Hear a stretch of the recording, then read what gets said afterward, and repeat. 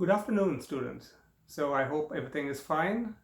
Just wanted to remind you all, next week are already the first of the exams. So I hope you're all on track and everything is working out fine.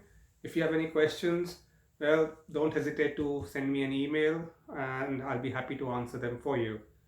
So today I'll be checking another aspect of property law. This is regarding nuisance.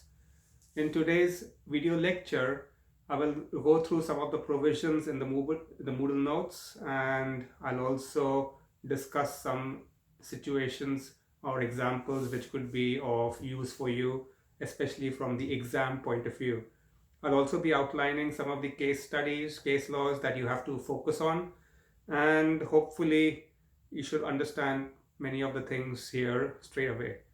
So, nuisance. Well, we live in a society where we are surrounded by neighbors all around us, and as the earlier lecture spelled out, we do have the law of neighbors, and many of the aspects about neighbors brings to my mind a thing that I read, a line a long time ago. I read this line: no man is an island. Yeah. um, well, unless you live in one of those nice little island homes on the Swedish archipelago, near Stockholm, chances are you're going to have neighbors, and if you have neighbors, you're going to have some sort of inconvenience, um, or some sort of problem, and that's life.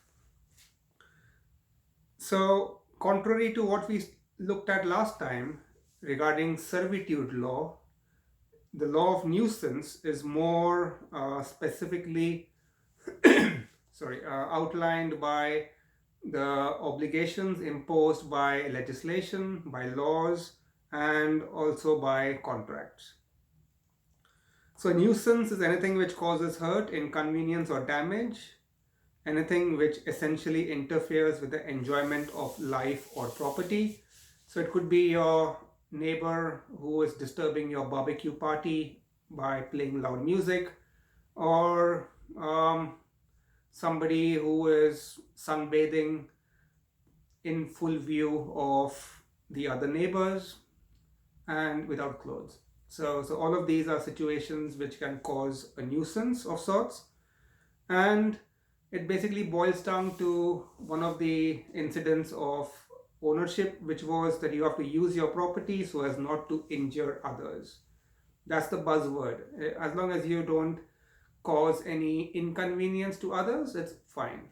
Of course, in law, we are not concerned with minor inconveniences, but rather with more wholesale issues, more wholesome problems, more detailed um, nuisances which give rise to legal hurt.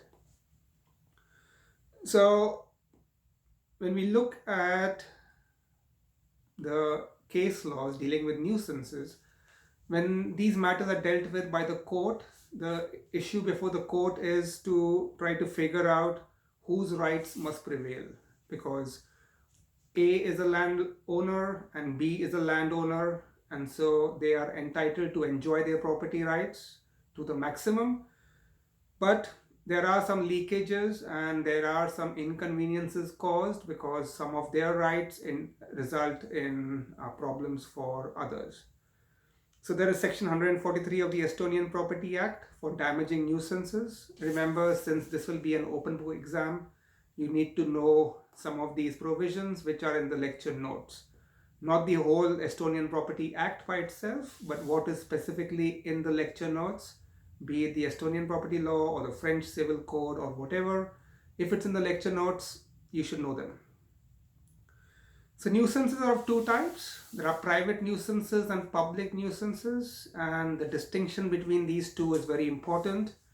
Again, from the exam point of view, you need to be able to understand what is a private nuisance and what is a public nuisance. Now, when we look at a private nuisance or nuisance in a general context, it is different from trespass, because a trespass is a direct invasion of plaintiff's land, and that's when you cross your neighbor's garden. That would be a trespass, or if you enter a neighbor's house. But nuisance is an indirect interference with use and enjoyment. That would be noise, could be smell, could be anything which causes harm. But when you go to law, the court of law insists that it should be a significant harm. Yeah, the de minimis principle comes in over here. You cannot have some minor inconvenience being the ground of your litigation. So when you look at nuisances, the courts will look at various aspects, including the defendant's conduct and the gravity of the harm experienced by the plaintiff.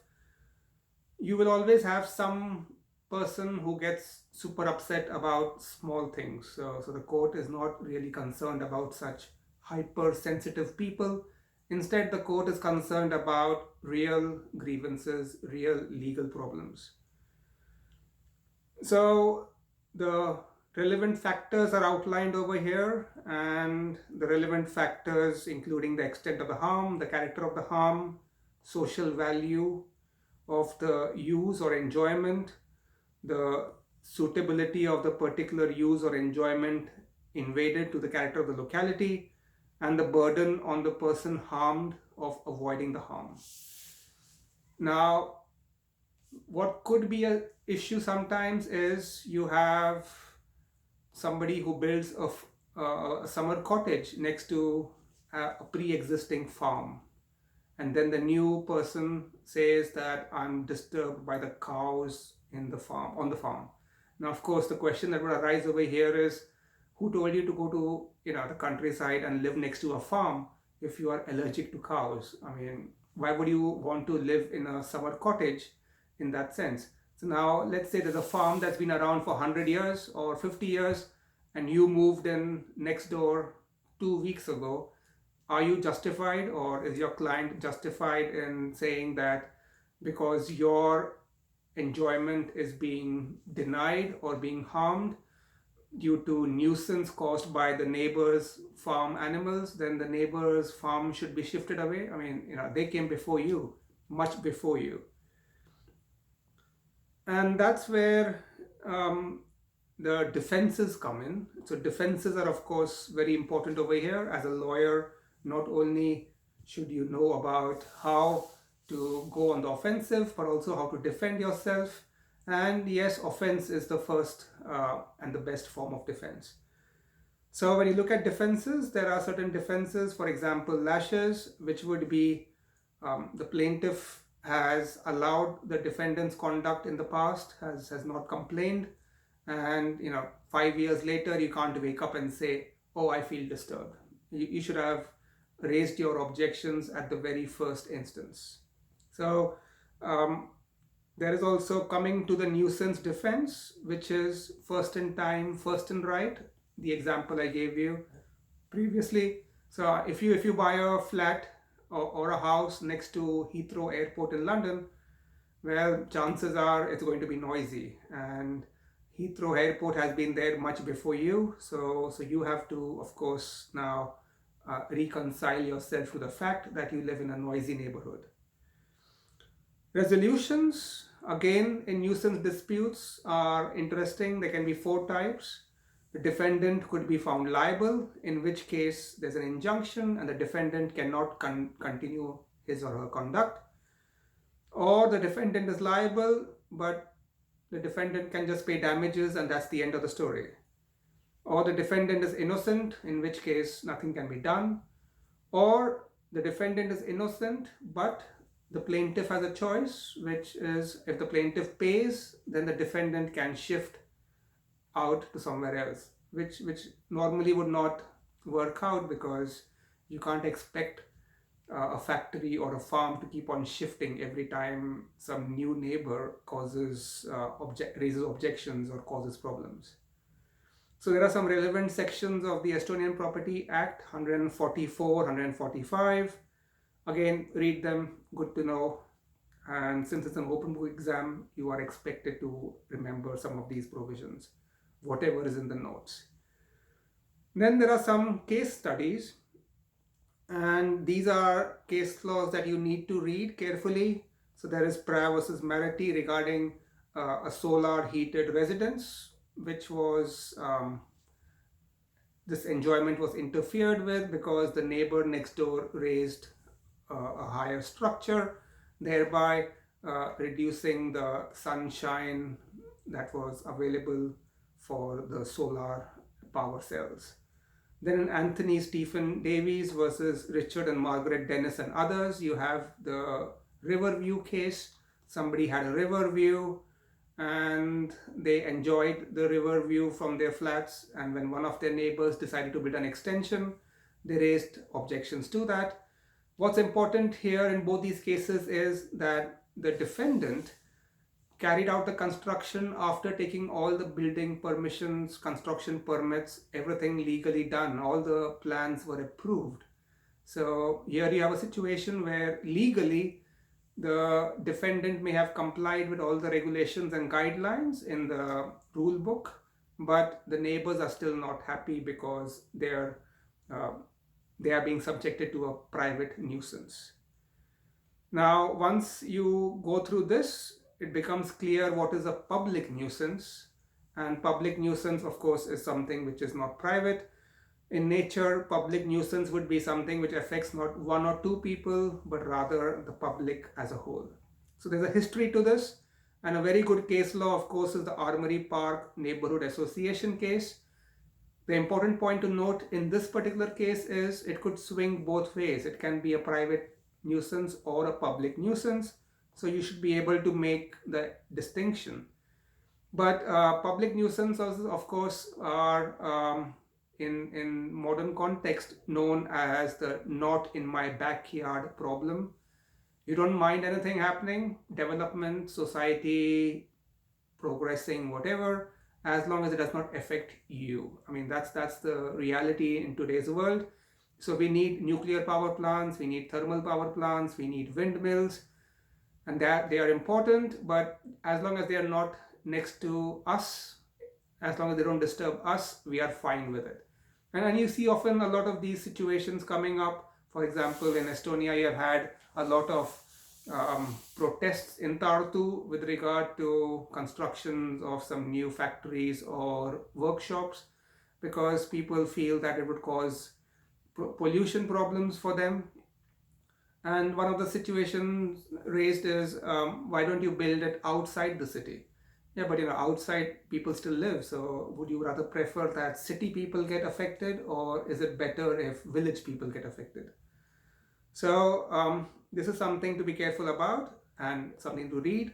And then lastly is surface water. Surface water, of course, there are some articles about that in Moodle, something to read about.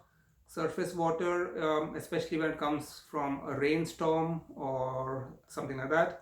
We all know how it can be quite destructive when you have flooding and you have all sorts of issues arising. So you have to be very careful about water. Water can cause a lot of damage, especially if it's flowing through without any proper safeguards. So there's a problem also outlined over here, which is dealt with in the case laws as well. I believe it also comes up in one of your homework assignments, homework assignment 5. So something good to know about. There are some rules that have been created in this regard. In the Moodle notes, you will read about groundwater issues. Then there is this case law that you have to read as well. And the alternative rules that are laid down, the first doctrine is that the landowner has all the rights to do whatever he or she wants to do with water that's passing through their territory, and they don't have to care about what's happening to neighbors downstream. Then the other rule is that if you are upstream here at an elevation on a hill and your neighbor has a house lower down, then of course you cannot mess around in such a way that your neighbor's property downhill gets affected. As you know, water follows the path of gravity. And then there is a reasonable use rule which says, be reasonable, don't hurt others' interests, do what you would expect others to do to you, and you won't have any problems later on. So there's a French civil code outlined over here. Something interesting to know from Article 640 to 645. So water especially plays a big role in a lot of things. So there's a property law aspect to it, which I hope to cover over here. Now this would be the end of the lecture and also the video lecture series. I hope this was enjoyable. Well, I must admit I'm more of a people person. I prefer to teach in the classroom, but hey, we got to do what we got to do, and hopefully this is not going to be the norm for the future, and we can meet again in the classroom and have more fun. So I wish you all the best. Thank you for the course and thank you for attending. I hope you all do well in the exams, and we can all live happily ever after. So thank you and take care. Remember, exams are coming soon. Have a nice day. Bye.